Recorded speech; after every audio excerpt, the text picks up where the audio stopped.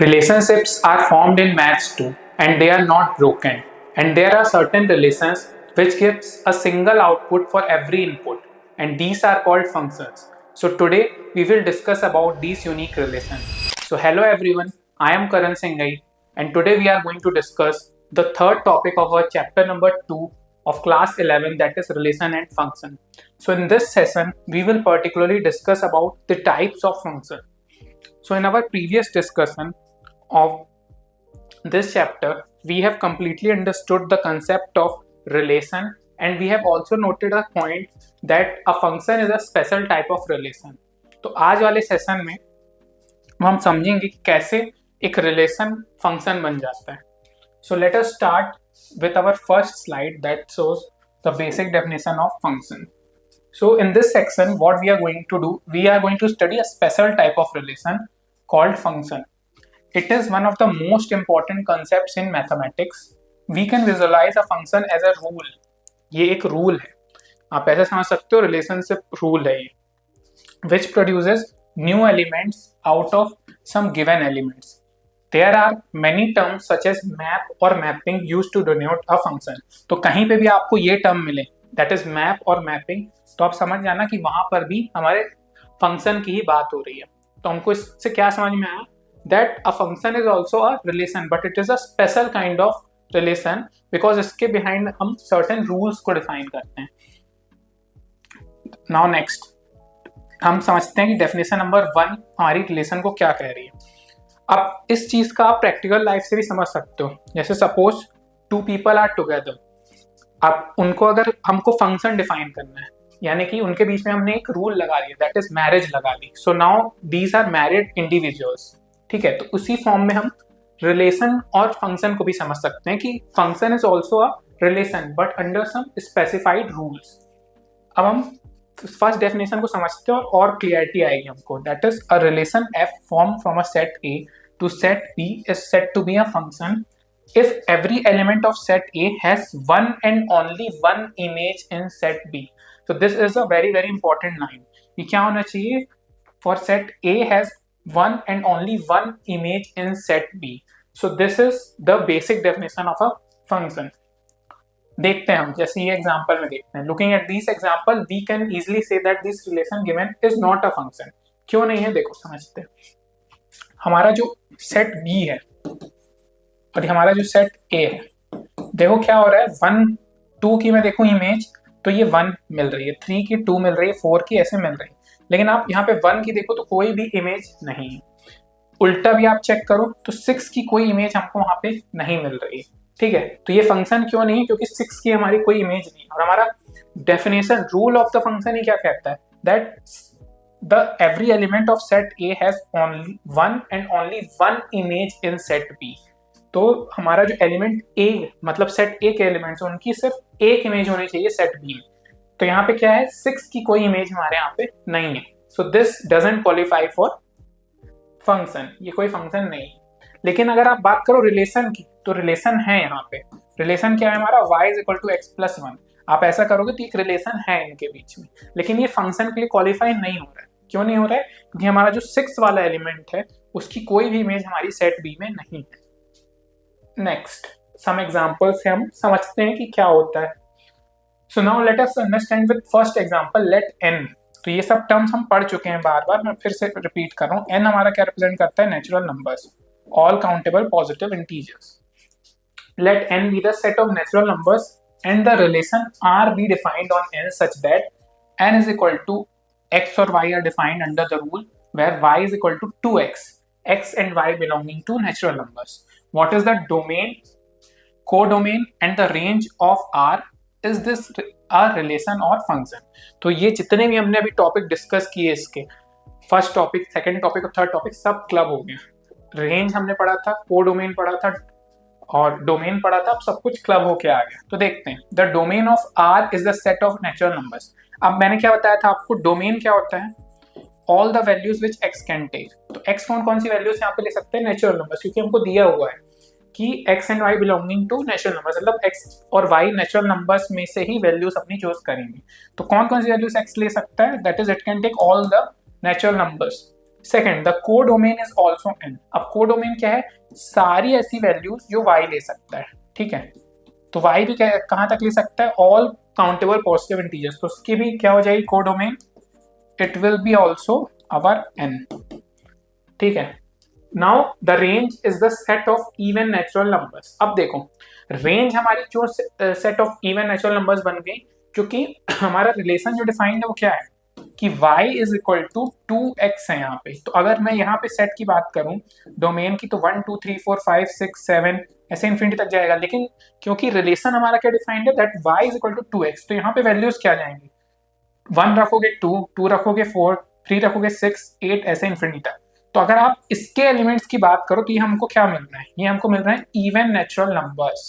और हमारी रेंज क्या होती थी, all the values which y can take under the relation r, ये याद रखना था आपको। तो क्या था, under the relation r y की वन किस वैल्यू ले सकता है, तो वो ले सकता है इवन नेचुरल नंबर्स की। तो हमारी जो रेंज यहाँ पे होगी वो क्या होगी, इवन नेचुरल नंबर्स।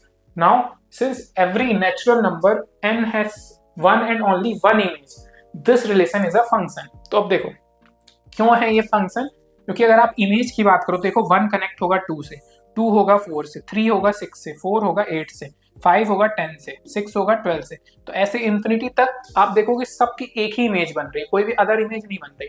और यही हमारी क्या थी, डेफिनेशन ऑफ फंक्शन थी कि हमारी क्या होनी चाहिए, सिंगल बननी चाहिए इमेज, एलिमेंट्स ऑफ x की जो हमारा सेट है उसकी एक सिंगल इमेज y पे बननी चाहिए। तो देखो बन रही है, so this qualifies to be called as function. Now the next one, example 2, examine each of the following relations given below and state in each case giving reasons whether it is a function or not। तो हमको सारे जो हमको sets दिए जाएंगे, हमको उस पर कमेंट करना है भाई कि वो रिलेशन है, फंक्शन है, क्या है। तो देखो एक एक करके हम एग्जांपल्स को उठाते हैं और डील करते हैं। पहला वाला उठाते हैं, ठीक है। उसमें क्या है, r इज इक्वल टू 2 1 3 1 4 2 है। तो देखो सिंस 2 3 4 ये ऐसा लिखा है, इसका क्या मतलब है कि दो हमारे मैप हम बना सकते हैं। उसमें पहले वाले में एलिमेंट्स क्या लिख देते हैं, 2 3 और 4, ठीक है। और दूसरे वाले में कौन कौन से एलिमेंट्स होंगे, 1 1 तो 2, तो 1 को दो बार नहीं लिखेंगे। अब देखो केस क्या बन रहा है, 2 इज कनेक्टेड टू 1 लिख दिया हमने, 3 इज कनेक्टेड टू 1 लिख दिया हमने, 4 इज कनेक्टेड टू 2। तो देखो 2 3 4 are the elements of the domain of R having their unique images, this relation R is a function. तो ये क्या कह रहा है कि हमने चेक किया कि ये सारे जो नंबर्स निकल के आ रहे हैं वो हमारे किसमें है, डोमेन R में। So this relation is a function. क्यों है, क्योंकि सारे डोमेन के अंदर में हमारे R हैं, इसलिए ये किस लिए क्वालिफाई कर रहा है, it qualifies for being the number. Now next one, since the same first element 2 correspondence to 2 different images, यहाँ पे जैसे 2 हमारा किस किस से कनेक्ट हो रहा है, देखोगे 2 2 2 4, और यहाँ पे 3 3 और 4 4, 3 3 से कनेक्टेड है, 4 4 से कनेक्टेड है, लेकिन 2 यहाँ पे क्या है, 2 से भी कनेक्टेड है और 4 से भी है। So this is not a function. तो सिमिलर मैंने में आप ये वाला भी देखोगे, फर्स्ट एग्जांपल में क्या है, 2 1 से कनेक्टेड, 3 भी 1 से कनेक्टेड, तो this one is also not a function. ये आप करेक्ट कर सकते हो, क्यों, क्योंकि यहाँ पे भी आप देख सकते हो 2 क्या है हमारा 1 से कनेक्टेड है और 3 भी हमारा क्या है 1 से कनेक्टेड है। तो इस केस में sorry this is a function. क्यों है ये फंक्शन, क्योंकि यहाँ पे आप देखो 2 यूनिक 1 से कनेक्टेड है, 3 यूनिक 1 से कनेक्टेड और 4 हमारा 2 से कनेक्टेड है।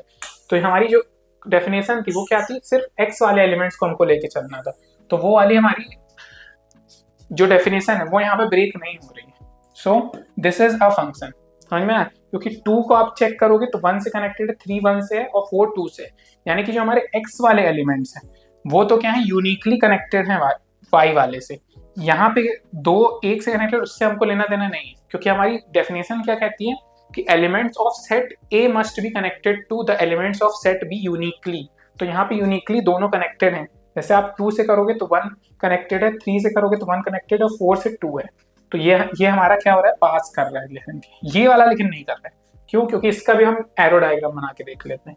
देखो इसमें कौन कौन से एलिमेंट्स हैं, 2 है और हमारा क्या है 3 है और 4 है। इस वाले में आप चेक करोगे तो 2 4 3 4, तो यानी कि 2 3 और 4 है। अब कनेक्शन देखो कैसा, 2 इज कनेक्टेड टू 2 बना दिया, फिर 2 इज कनेक्टेड टू 4 बना दिया, 3 इज कनेक्टेड टू 3 बना दिया, 4 इज कनेक्टेड टू 4। देखो अब यहाँ पे ब्रेक हो गई अपनी डेफिनेशन, क्योंकि 2 क्या है, 2 इमेजेस से कनेक्ट हो गए यहाँ पे, तो यहाँ पे हमारी इमेजेस, हमारे यहाँ पे डेफिनेशन क्या हो गई, ब्रेक हो गई।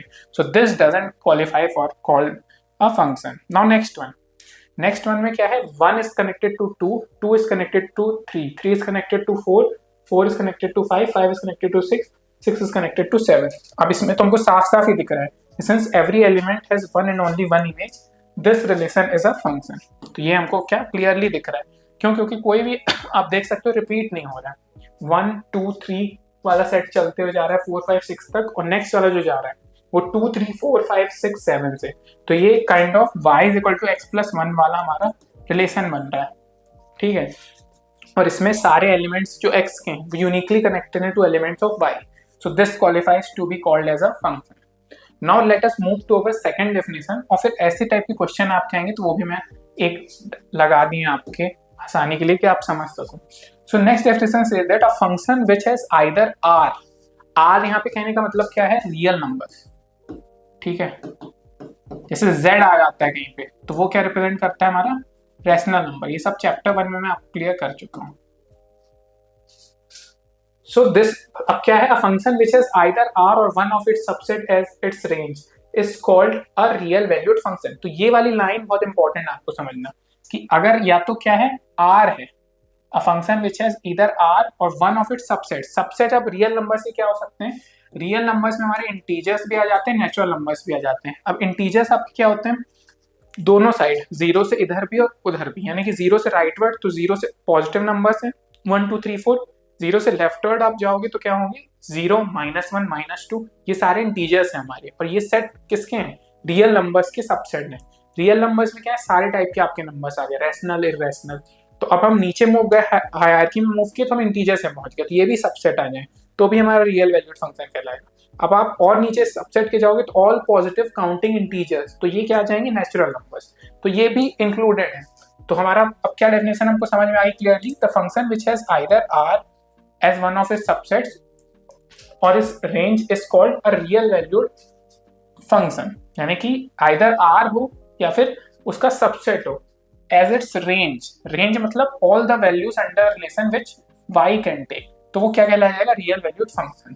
Further, if its domain is also either r or a subset of r, it is called as a real function। तो या कि डोमेन आपकी हो जाए या फिर रेंज आपकी हो जाए, क्या हो जाए, इधर आर, तो वो क्या कहलाता है, रियल वैल्यूड फंक्शन कहलाता है। सिंपल सी डेफिनेशन है। बस आप फंसते कहाँ पे, कि सबसेट वाला मामला, क्योंकि प्रॉब्लम आप देखो, प्रॉब्लम इस पे ऐसा बनेगा कि let n be the set of natural numbers, ठीक है। Define a real valued function f n to n, यानी कि x और y की जो वैल्यूज वो क्या कर ले सकते हैं, ऑल नेचुरल नंबर्स में कोई वैल्यूज ले सकते हैं। fx is equal to 2x plus 1। Using that definition complete the table given below. तो आप कंफ्यूज हो जाते कि हमने तो पढ़ा था कि रियल वैल्यूड फंक्शन है और रेंज और डोमेन आर होनी चाहिए, लेकिन ये स्टेटमेंट आपको याद रखना है, बहुत इंपॉर्टेंट, कि सबसेट्स भी इंक्लूडेड है। तो यानी कि सबसेट नेचुरल नंबर भी है तो भी हमारा क्या कहलाएगा, रियल वैल्यूड फंक्शन कहलाएगा। तो ये हमारा प्रॉब्लम है, ऐसे करके आपको टेबल आएगी। अब देखो उसने क्या दिया, x1, अभी f ऑफ 1 का मतलब क्या है, ये भी हम बहुत बार पढ़ चुके हैं कि हम y को क्या लिख सकते हैं, as a function of x that is given here is 2x plus 1। तो ये हमारा फंक्शन है, यानी कि y is a function of x की वैल्यूज पे वो डिपेंड करेगा। और y क्या कहलाता है, हमारा y की वैल्यूज हमारी कहलाती है रेंज और x की वैल्यूज कहलाती है हमारी डोमेन। तो ऐसी टेबल आपको लिख के आ सकती है। अब यहाँ पे f ऑफ 1 का मतलब है जब आप फंक्शन में x की वैल्यू 1 रख दोगे तो y की क्या वैल्यू है, 2 रख दोगे तो y की वैल्यू, ऐसे हमारी टेबल बनी हुई। तो ये आपको टेबल भरने के लिए पूछ सकता है, सिंपल है। 1 रख दो आप उस पर, 1 रखोगे तो क्या आएगा, 2 into 1 that is 2 plus 1 that is 3। Next 2 रख दोगे तो 2 2 is 4 प्लस 1 5। 3 रख दोगे 2 3 is 6 plus 1 7। 2 4 is 8 plus 1 9। 2 5 is 10 plus 1 11। 2 6 is 12 plus 1 that is 13 and 2 7 is 14 that is 50। तो इस तरीके से आप टेबल भर सकते हो। और ये क्या है, हमारा रियल वैल्यूड फंक्शन है। क्यों है, क्योंकि नेचुरल नंबर है, इसकी कोडोमेन और रेंज। अब जैसे सॉरी, डोमेन एंड रेंज। अब आप डोमेन की बात करोगे तो all values which x can take, तो x तो देखो चलता ही जाएगा 1 2 लेके इंफिनिटी तक। और y क्या क्या वैल्यूज लेगा, y ये वाली लेगा जो हमारे रिलेशन से यूनिक वैल्यूज निकलती हैं, ठीक है।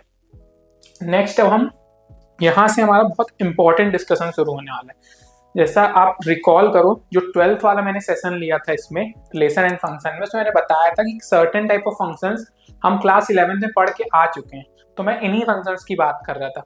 These functions are very important. अभी हम आगे और भी जो चैप्टर्स पढ़ेंगे उसमें डायरेक्टली ये नाम आपको दे दिया जाएगा कि आइडेंटिटी फंक्शन है, कहीं कहीं सिग्नम फंक्शन है, कहीं मॉडुलस फंक्शन है, तो आपको इंटरप्रेट करना है। तो इन डेप्थ हम एक एक फंक्शन को उठाते जाएंगे, उनका ग्राफ कैसे बनता है वो समझेंगे और फिर प्रोसीड करेंगे with some problems. So the first very important type of function is identity function. नाम में ही लिखा आइडेंटिटी है, मतलब इसकी वैल्यूज 1 ऐसा कुछ होना चाहिए, यानी कि रिलेट होनी चाहिए, खुद से होनी चाहिए। आइडेंटिटी क्या होती है? सेल्फ को दिखाती है कि हमारी आइडेंटिटी क्या है। तो ये चीजें क्या आपको नाम से समझ आनी चाहिए कि सेल्फ से रिलेटेड होनी चाहिए। तो पढ़ते हैं इसकी definition. Let R be the set of real numbers, define the real valued function f where R belonging to R, मतलब एक्स और वाई कौन कौन सी वैल्यूज ले सकते हैं आर से आर, यानी कि यहाँ पे कहने का मतलब है कि को डोमेन आपकी आर है और डोमेन आपकी आर है। अब रेंज क्या होगी? जो वैल्यूज अंडर रिलेशन वाई ले सकता है। तो y is equal to f x is equal to x, यानी कि हमारा जो फंक्शन है that is under the relation y is equal to x है, ठीक है, for each x belonging to real number. Such a function is called the identity function. Here the domain and range of f are R. अब देखो क्यों हो जाएंगे ये same, क्योंकि हम मैप बनाते हैं, ठीक है। तो अगर हम मैपिंग करें तो x की क्या वैल्यूज होंगी? 1 2 3 4 रियल नंबर्स की बात हो रही, तो नेगेटिव भी हो सकते हैं, -1 कुछ भी, लेकिन मैंने अभी just for the sake of example 1 2 3 4 5 ली। तो देखो आप इमेजेस बनाना चाहो तो रिलेशन क्या है? F x by is equal to x है, तो 1 की इमेज 1 बन जाएगी, 2 की 2, 3 की 3, 4 की 4, 5 की 5। तो ये आपको समझ में आ रहा होगा। तो अगर मैं डोमेन की बात करूं तो एक्स कौन कौन सी वैल्यूज ले सकता है? ऑल द रियल नंबर्स, क्योंकि इसकी क्या डिफाइंड अंडर आर हमने इसको डिफाइन किया हुआ है, तो ऑल द रियल नंबर्स यानी कि 0 -1 सब कुछ ले सकता है। और सिमिलरली ये भी सारी वैल्यूज ले सकता है, क्यों? क्योंकि डायरेक्ट रिलेशन है, y is equal to x है। तो यहाँ पे क्या होगा? रेंज में भी सारी यही आ जाएंगी, ऑल रियल नंबर्स, और को डोमेन भी सारी आ जाएगी, क्योंकि पूरी की पूरी रेंज आपकी आपस में कनेक्टेड है। ऐसा हमने रिलेशन फॉर्म की, कोई वैल्यू एमिट नहीं हो रही। तो क्या दिखा रहा है कि domain and range of f are R. समझ में आ गया अपने statement. Now the graph is a straight line as shown in the figure, it passes through the origin. अब बहुत सिंपल है सब ग्राफ बनाना, मैंने आपको पहले भी ट्रिक्स बताई थी। हमको क्या करना है? 2 पॉइंट्स उठाना है। हमको पता चल गया कि रिलेशन कैसे डिफाइंड है, तो पॉइंट्स क्या होंगे? 1 1 2 2 0 0। तो हम उठाते हैं, तो 0 0 आप प्लॉट करोगे, देखो यहीं पहुंच जाओगे। ये मेरी अगर एक्स एक्सिस है और ये वाली मेरी वाई एक्सिस है, ठीक है, तो 0 0 एक पॉइंट होगा। अब 1 1 एक पॉइंट होगा, ठीक है, ये वाला पॉइंट आप बनाओगे, मार्क करोगे। सिमिलरली यहाँ पे कोई 2 2 पॉइंट होगा, तो यहाँ आप मार्क करोगे। अब -1, 1 भी एक पॉइंट होगा, क्यों? क्योंकि रेंज क्या है? रियल नंबर है, तो ये पॉइंट माइनस। सिमिलरली यहाँ पे अगर -2 और यहाँ -2 है, तो ये वाला भी कोई पॉइंट होगा। तो अब जब आप ये वाला पॉइंट, ये वाला पॉइंट, ये वाला पॉइंट जोड़ दोगे तो एक ऐसी लाइन बनेगी, ठीक है। This is how we will draw the different graph. तो ये वाली लाइन अगर मैं सिंपल यहाँ पे बनाऊं, ऐसा ग्राफ हमारा किसका बनता है? आइडेंटिटी फंक्शन का। Now let's move to second type of function, that is constant function. तो डिफाइन द फंक्शन, फिर से वही आपका रियल नंबर्स वाली हमने डोमेन को डोमेन दे रखी है, y equal to x equal to c where x belonging to r, where c is a constant and each x belonging to r. Here the domain of f is r, मतलब domain है जो f की that is r, मतलब x जो values ले सकता है, जैसे हम यहाँ पे मैपिंग करें। हमारा फंक्शन का define y is equal to c है। अब आप इस पे कोई भी वैल्यू डालो, अब c can be any number, y is equal to 8 मान लो, तो ये पहले से ही डिफाइन है कि हमारा जो रेंज होगा वो c ही होगा। क्यों? क्योंकि y सिर्फ एक ही वैल्यू ले सकता है, लेकिन x कोई वैल्यू ले सकता है, कोई भी कनेक्शन नहीं। यहाँ पे एक कनेक्शन बन जाएगा जब 8 इज इक्वल टू 8, ठीक है। तो the graph is a line parallel to x axis. जैसे आप यहाँ पे बात करो तो ऐसा कोई ग्राफ है, y इज इक्वल टू 8 है, तो यहाँ पे आप कनेक्ट करना चाहो, ड्रॉ करना चाहो पॉइंट, तो कैसे बनेगा कि x तो हमारी कोई वैल्यू है ही नहीं और y की वैल्यू क्या है यहाँ मेरी 8 है। जैसे इस वाले एग्जांपल पे y is equal to c कोई आर्बिटरी बीच का पॉइंट ले लिया, सपोज 0.5 लिया, तो ये वाला पॉइंट जो है आपको क्या दिखा रहा है कि हमारी x की वैल्यू तो 0 है और y की वैल्यू 0.5 है। तो f x is equal to c का आप ग्राफ बनाओगे तो ऐसे ही बनेगा, बस क्या है कि वैल्यूज ऊपर नीचे होंगे। जैसे मैंने 0.5 लिया है यहाँ पे, अगर आप यहाँ पे 8 ले लोगे तो 8 ऐसा ऊपर कहीं बन जाएगा। अगर आप यहाँ नेगेटिव वाला ले लोगे -1 तो -1 यहाँ बन जाएगा. So this is how we will draw the diagram of our constant function. Next polynomial function. A function f again real numbers की वैल्यू समझिए set to polynomial function if for each x in r, मतलब for each x in r यानी कि domain की बात हो रही है. y is equal to fx is equal to a naught a1x plus a2x square an(xn) where n is a non-negative integer and a1 a2 is belonging to r. यानी कि जो n की वैल्यू होनी चाहिए वो नॉन नेगेटिव इंटीजर होनी चाहिए. Non negative integer क्या हो सकता है?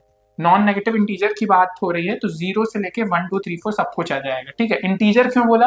क्योंकि अगर पॉजिटिव नेचुरल नंबर्स बोलता तो हमारे यहाँ से आ जाते, ऑल काउंटिंग पॉजिटिव इंटीजर्स आ जाते, लेकिन नॉन नेगेटिव बोला तो 0 भी आ सकता है. तो इसकी पावर जो होनी चाहिए वो नॉन नेगेटिव इंटीजर होनी चाहिए. ठीक है. पावर क्यों? क्योंकि n की बात हो रही है, नॉन नेगेटिव इंटीजर होना चाहिए. अब देखते हैं डेफिनेशन हम समझ गए. The function defined by fx is equal to x³ - x² + 1 2. अब ये क्या होगा? होगा कि नहीं होगा? पॉलिनोमियल फंक्शन होगा, क्योंकि देखो n की वैल्यू क्या है 3 2, यहाँ पे n की वैल्यू क्या है 0. तो देखो पॉजिटिव इंटीजर्स है, non negative integer. Non negative integer हमारा 0 है क्योंकि 1 भी है 2 भी है 3 भी है, तो 2 3 आ रहा है और 0 आ रहा है, मतलब सही है हमारा, ये होगा हमारा. नेक्स्ट इज x⁴ √2 into x are some examples. अब ये भी होगा क्यों? क्योंकि वैल्यूज देखो n की 4 है वैल्यू और क्या है 1 है, x⁴ 1 है यहाँ पे √2 into x, तो ये भी हमारा पॉलिनोमियल फंक्शन है.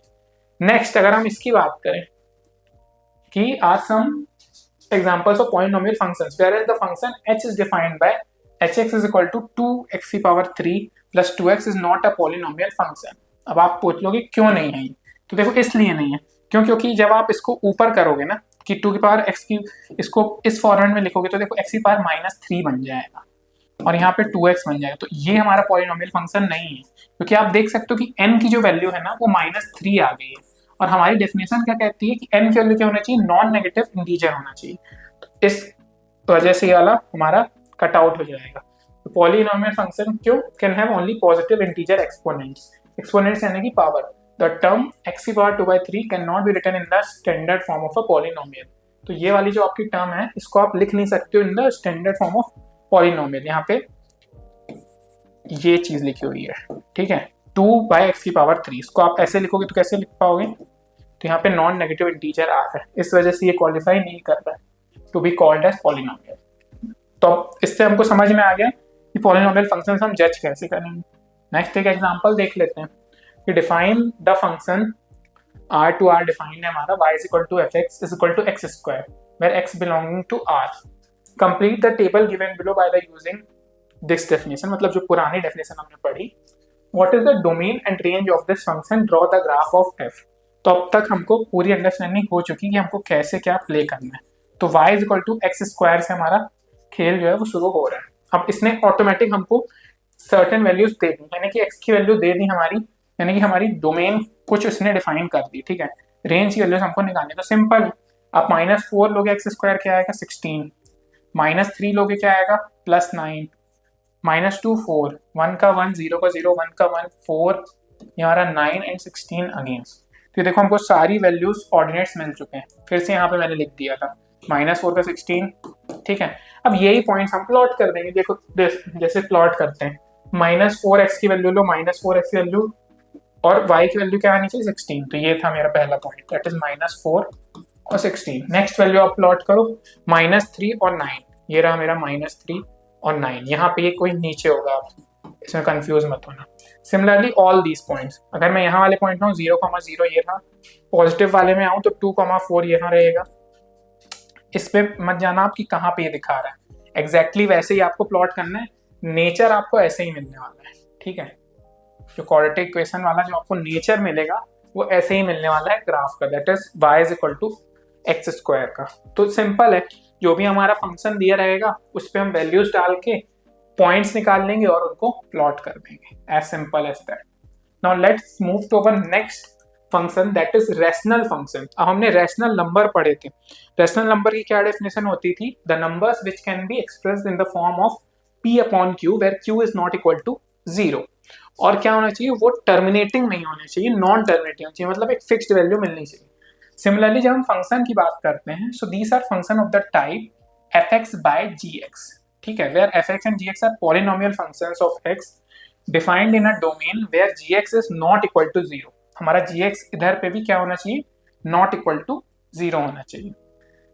इसके कुछ प्रॉब्लम्स आगे होंगे तो हम इंक्लूड करेंगे, नहीं तो अपकमिंग चैप्टर्स में तो ये सारे फंक्शंस कवर होने वाले हैं। सो नेक्स्ट हम पढ़ते हैं द मॉडुलस फंक्शन, जिसकी मैंने बात की थी आपसे। The function defined from R to R is equal to f mod x for each x belonging to R is called modulus function.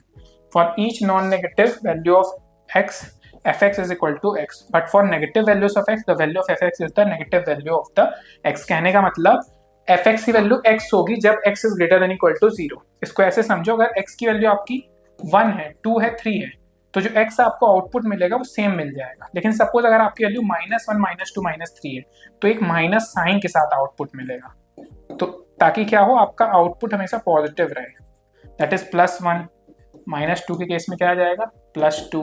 तो ये देखो, अगर x है तो -x आएगा, कब, जब x is less than equal to 0। So this is the definition of our what, modulus function. तो मॉड का अगर आप डायग्राम बनाने की कोशिश करोगे तो देखो 0 में रखता हूँ, तो 0 में रखूंगा तो x क्या आएगा, मॉड x।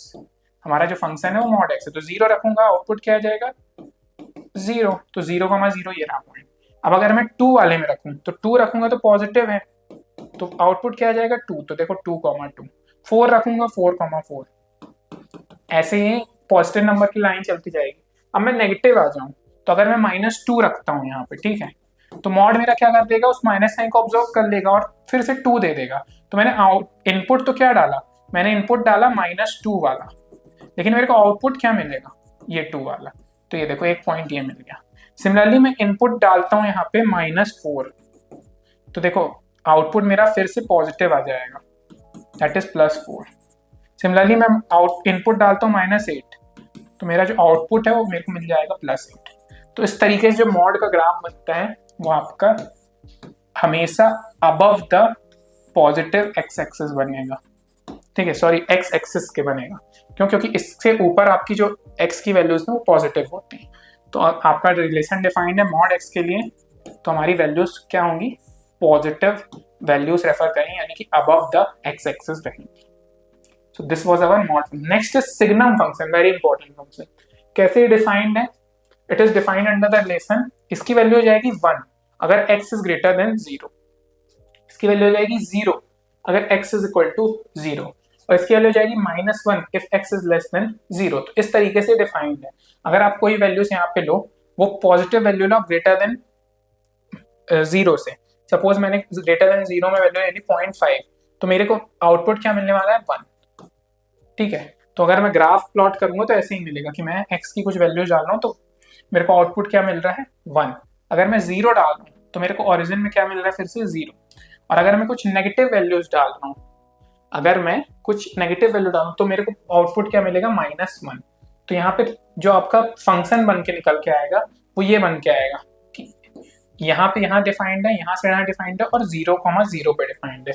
तो मतलब कहने का क्या मतलब है कि अगर हम कोई भी इनपुट आउटपुट डालें और उसका बिहेवियर ऐसे चेक करें, जैसे ग्रेटर देन 0 मैंने बात की, तो मैं कोई भी नंबर डाल सकता हूँ। मैं 4 भी डालूंगा तो मेरा आउटपुट क्या निकल के आने वाला है, 1 निकल के आने वाला है, यानी कि y की जो वैल्यूज आएंगी वो 1 निकल के आने वाली है। और अगर मैं नेगेटिव आउटपुट डालूंगा तो मेरा इनपुट डालूंगा तो मेरा आउटपुट हमेशा क्या निकल के आने वाला है, -1, और 0 के लिए वो 0। तो इस टाइप का हमारा ग्राफ बनने वाला है।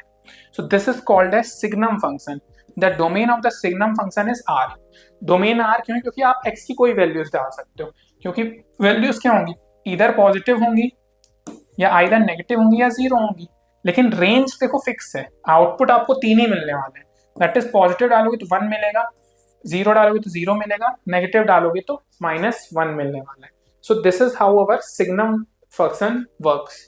और जो उसका ग्राफ था वही मैंने यहाँ से दिखा दिया। The last type of important function we are going to discuss is the greatest integer function. तो देखते हैं इसमें क्या होता है। So according to definition, the function defined from R to R defined by fx is equal to, ये वाला जो सिंबल आपका कहीं पे भी आएगा तो आप इसको क्या बोलोगे, ग्रेटेस्ट इंटीजर फंक्शन। ऐसे उल्टा L है 2, ये आपको कहीं पे भी दिखेगा, so this shows that the greatest integer function की बात हो रही है वहाँ पे, where x belonging to r यानी कि रियल नंबर्स है हमारे यहाँ पे, assumes the value of the greatest integer less than or equal to x, such a function is called the greatest integer function। तो ये तो हमारी हो गई डेफिनेशन। अब हम इसको विद एग्जांपल समझते हैं क्या कह रही है definition. From the definition of greatest integer of x we can see that x is equal to -1 for x being in the range less than equal to -1 और less than 0। तो इसमें अगर आप रिलेशन में देखो तो क्या हमारा x क्या हो सकता है, इसको लेस देन 0 तो होना ही है, और ये इक्वल टू और ग्रेटर देन -1 हो सकता है। तो हमारे according to definition of greatest integer इसकी जो वैल्यूज हम ले लेंगे डिफाइन हो जाएगी, वो हमारी -1 हो जाएगी। Next greatest integer for x is equal to 0 for the range x।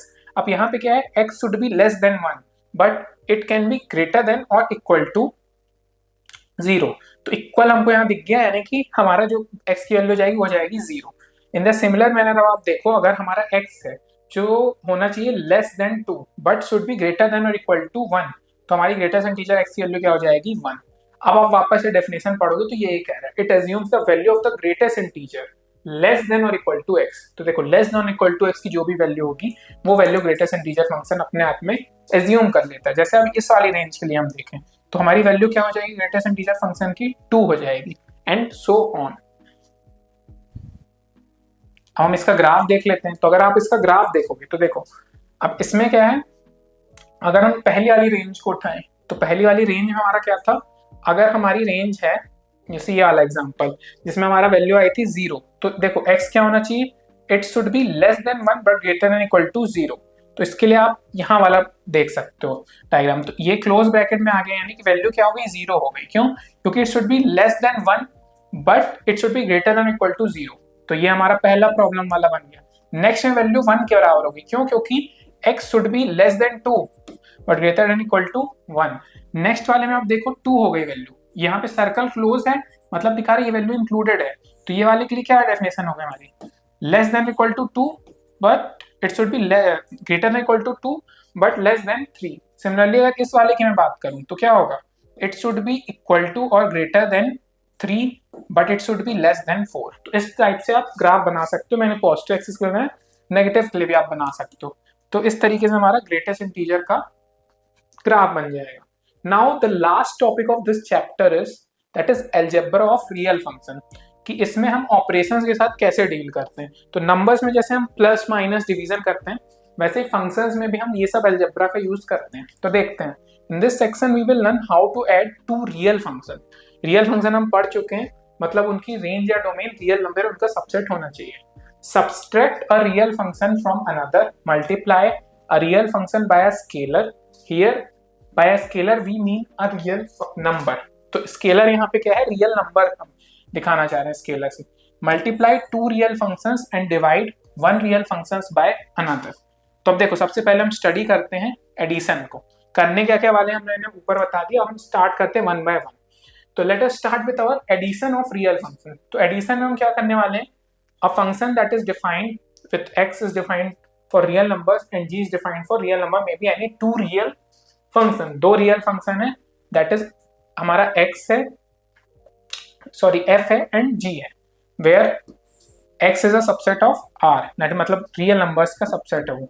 Then we define f plus g from x to r by f plus gx is equal to fx plus gx। यानी कि simple कहने का मतलब ये है कि अगर आपके दो फंक्शंस हैं रियल वैल्यूड फंक्शन, उनका आप सम निकालना चाहो तो डायरेक्टली आप ऐसे कर सकते हो, यानी कि f plus gx will be given by this। in the same similar manner subtraction आप निकालना चाहो तो भी आपको सिमिलर ही रिजल्ट देगा, दैट इज आपका जो fx minus gx होगा वो आपका क्या देगा, f minus g of x देगा, provided both these are real valued function. देखो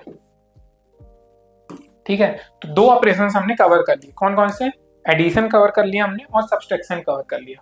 नाउ लेट अस सी कि जब हम मल्टीप्लिकेशन और multiplication of two real function पढ़ते हैं तो क्या आता है। तो ये तो सब्सट्रैक्शन वाला तो हमने कर लिया। सब्सट्रैक्शन में क्या होगा, f माइनस जी हम करेंगे तो fx माइनस जी एक्स आ जाएगा।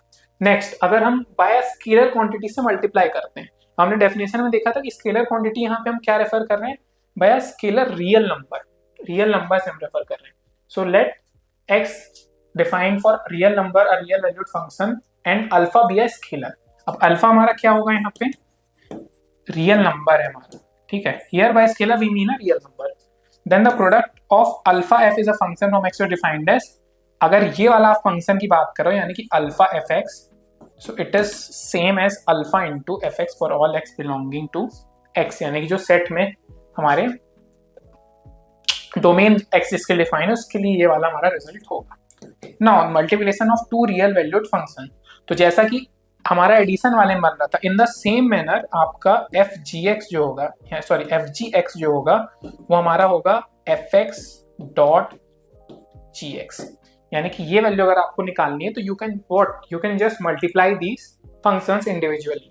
यही मैंने यहाँ पे लिखा हुआ है कि this is defined by f g x equal to f x into g x for all x belonging to x. This is called pointwise multiplication. तो इस टाइप का जो मल्टीप्लिकेशन है इसको हम पॉइंट वाइज मल्टीप्लिकेशन भी कहते हैं. Now the next one is the quotient of the two real functions. Quotient की बात हो रही है यानी कि हम डिवाइड करने वाले हैं. So let F and G be the two real functions defined from x, defined for real numbers where x is a subset of real number. The quotient of f by g denoted by f by g is a function defined by ये. ठीक है, तो quotient हमको पता है कि हम किसी चीज से डिवाइड करते हैं तो हमको कोसेंट मिलता है. ठीक है, तो कोसेंट कैसे मिलेगा हमको, f x by g x provided g x should not be equal to 0 for x belonging to x, यानी कि एक्स की जो भी डोमेन है उसकी वैल्यूज में जो एक्स डिफाइंड है हमारा जी एक्स. तो ये सिमिलर है हमारे मैथमेटिक्स टाइप के ऑपरेशन से. बस जैसे जब भी हमको डिवीजन वाला मिलता है तो हम कोशिश करते हैं नीचे जीरो ना आए, क्योंकि जीरो अगर आएगा किसी भी चीज को आप जीरो से डिवाइड करोगे that will lead you to infinity, that is nonsense. अब हमने सारे के सारे जो ऑपरेशंस हैं वो हमने देख लिया. हम कुछ एग्जांपल्स देखते हैं तो हमको क्लियरिटी आएगी कि ऑपरेशंस लगते कैसे हैं. ठीक है, जैसे हम फर्स्ट एग्जांपल स्टडी करते हैं, that is f x is equal to x square g x is equal to 2x plus 1. Be two real function है दोनों, तो हमको सारे ऑपरेशंस मैंने यहाँ पे लगा दिए ताकि आपको एक एक की क्लियरिटी हो जाए. तो देखो f प्लस जी एक्स वाला क्या हो जाएगा, सिंपली आप ऐड कर दो दोनों फंक्शन को, दैट इज एक्स स्क्वायर को और 2x प्लस 1 को ऐड करो. सिंपल से आपकी क्या बन रही है यहाँ पे, क्वाड्रेटिक इक्वेशन बन रही है. अब आप सब्सट्रैक्ट करो तो क्या होगा, x square minus 2x minus 1. इसको आप ऐसे भी लिख सकते हो. ठीक है, ओपन करोगे ब्रैकेट तो क्या आ जाएगा, x square minus 2x minus 1. ठीक है, मल्टीप्लाई कर लेते हैं. मल्टीप्लाई कैसे कर सकते हो, एक्स स्क्वायर लो 2x प्लस 1 लो, तो एक्स स्क्वायर का 2x क्यूब और यहाँ पे एक्स स्क्वायर. उल्टा भी करोगे तो एक ही बात है. f बाई जी एक्स करो तो यहाँ पे ऑर्डर का खेल है, तो f बाई जी है तो f का पहले और g का बाद में, तो x square by 2x plus 1. अब x should not be equal to यहाँ पे -2 होगा, क्योंकि हमारा रूल क्या है इस वाले केसेस में कि जो हमारा डिवाइजर है should not be equal to 0, यानी कि 2x plus 1 should not be equal to 0, so 2x should not be equal to -1, that is x should not be equal to -1 by 2. so इस तरीके से हम क्या कर सकते हैं, ये सारे ऑपरेशंस के साथ खेल सकते हैं. So we just learned that relation just adds, but the function add according to a certain rule, and this is the golden rule in the world of mathematics. So with this I conclude the final session of chapter number 2, that is relation and function. अब आपको और in depth ये सारे chapters पढ़ने तो आप हमारा फ्यूके education app download कर सकते हो, और अगर आपको इस सेशन में कोई भी डाउट आते हैं तो आप नीचे कमेंट कर सकते हो. तो ऐसे ही लाइक करते रहिए, सब्सक्राइब करते रहिए. मिलते हैं अपने नेक्स्ट सेशन में. Thank you very much.